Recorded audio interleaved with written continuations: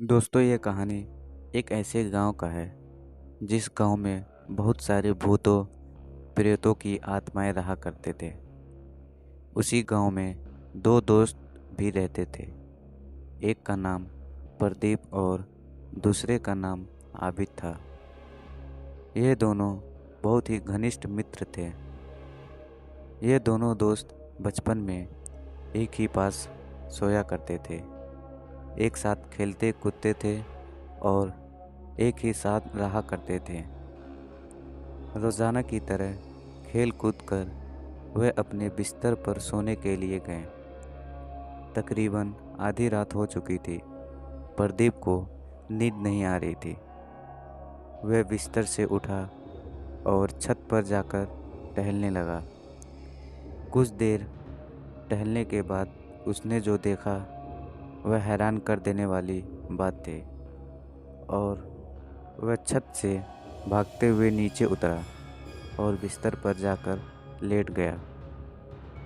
और उसी रात सोचा कि क्यों ना अपने दोस्त को बताएं, दोस्त को जगाएं और ये सब बातें बताएं। लेकिन प्रदीप ने आबिद को जगाने की हिम्मत नहीं हुई और वह डर के मारे सो गया। अगली सुबह वह बिस्तर से उठा, ये सारी बातें अपने दोस्त को बताया। ये सब बात सुनकर आबिद की सांसें थोड़ी देर के लिए रुक सी गई थी। कुछ देर बीतने के बाद दोनों आपस में बातें करते हुए बोले कि क्यों ना उसके बारे में पता लगाया जाए कि वह हैरान कर देने वाली चीज़ क्या है।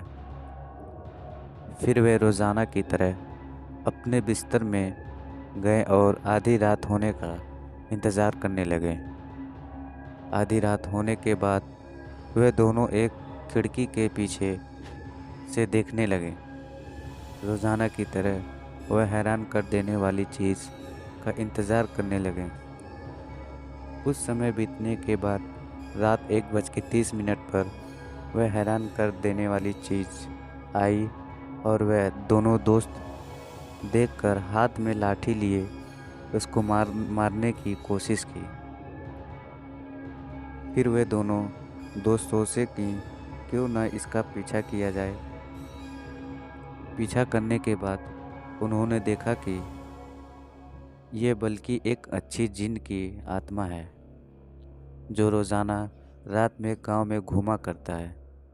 फिर से वे दोनों दोस्त अपने बिस्तर में आकर सो गए।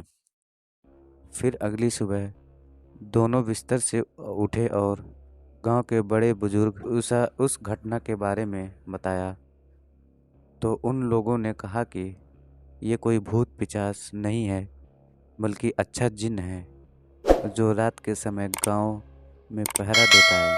तो दोस्तों, अगर रात में आप लोगों को आत्मा दिखे तो उसके पास जाने की कोशिश ना करें। अगर आप लोगों के साथ कोई घटना हुआ हो तो कमेंट बॉक्स में ज़रूर बताएं।